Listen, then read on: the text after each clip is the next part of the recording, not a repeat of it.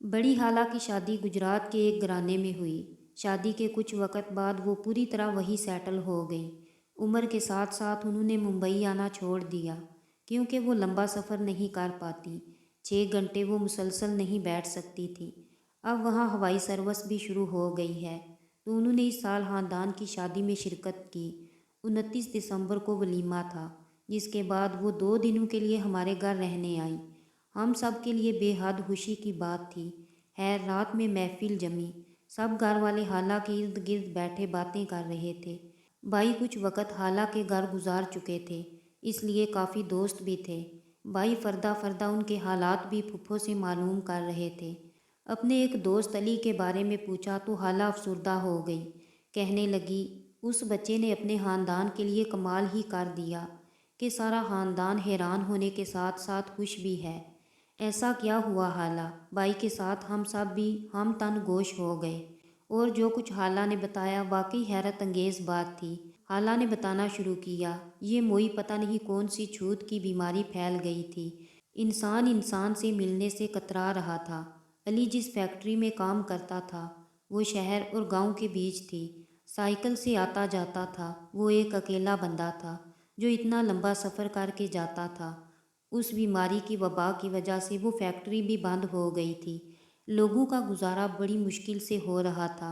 ऐसे में अली छोटे मोटे काम करके अपनी माँ और बीवी बच्चों की गाड़ी घसीट रहा था।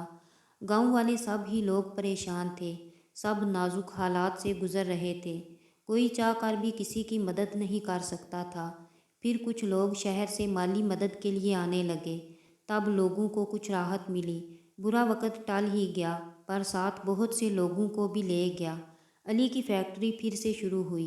अली भी काम पर लग गया, पर उसमें लोगों ने तब्दीली महसूस की थी। वो हंसमुख और मिलनसार था, पर अब वो लोगों से कतराता और मानो उसकी हंसी कहीं गायब हो चुकी थी।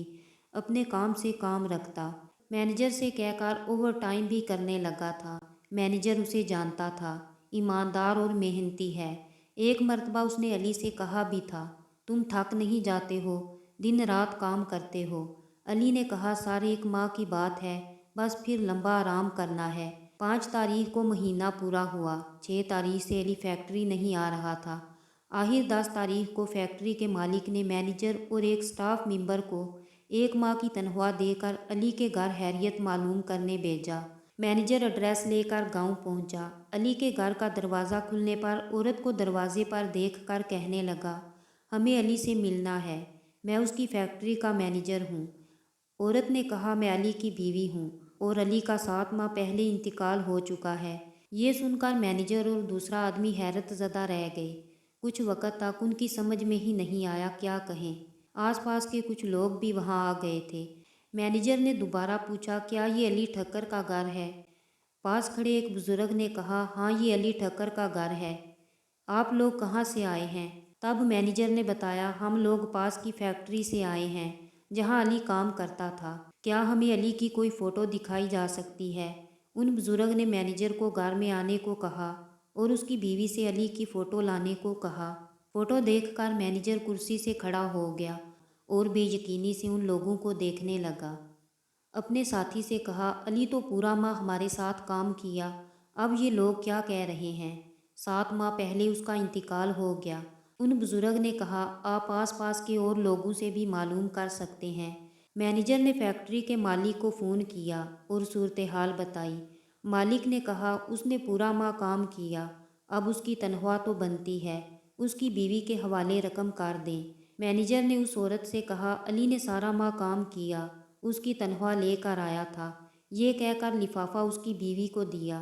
बीवी ने लिफाफा खोला तो उसमें से 50,000 रुपये निकले। ये देखकर बीवी फूट फूट कर रोने लगी।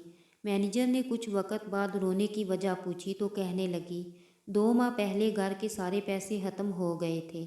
मैं रोते हुए अपनी सास और बच्चों से कह रही थी, हमें तो कुछ काम भी नहीं आता, बच्चे भी छोटे हैं, गुजारा कैसे होगा? काश कहीं से 40-50 हज़ार मिल जाते तो घर के बाहर वड्डा पाव का स्टॉल ही लगा लेते, कुछ तो आमदनी हो जाती। पैसे देख कर लगा जैसे उन्होंने हमारी बात सुन ली हो। मैनेजर कहने लगा, अली की तनख्वाह 30,000 थी, اوور ٹائم کر کے اتنی رقم بن گئی، واقعی یہ بات سمجھ سے باہر ہے۔ اف، یہ سب سن کر ہم گنگ بنے بیٹھے تھے۔ تب بھائی نے کہا، اب علی کے گھر کا کیا حال ہے؟ ماشاءاللہ اس کی بیوی سمجھدار تھی، اس نے چھوٹے سے اسٹال سے کام شروع کیا، چونکہ اس کا گھر ہائی وے روڈ کی طرف تھا۔ وڈا پاؤ، پکوڑے اور دہی پلے سے شروعات کی۔ اس نے محنت اور لگن سے کام کیا، اللہ پاک نے برکت دی۔ اب اچھا خاصا چھوٹا ہوٹل بن گیا ہے اور اب وہ لوگ اپنی زندگی کی گاڑی صحیح طریقے سے چلا رہے ہیں۔ ہم سب اس داستان کو سن کر اب تک حیران ہیں۔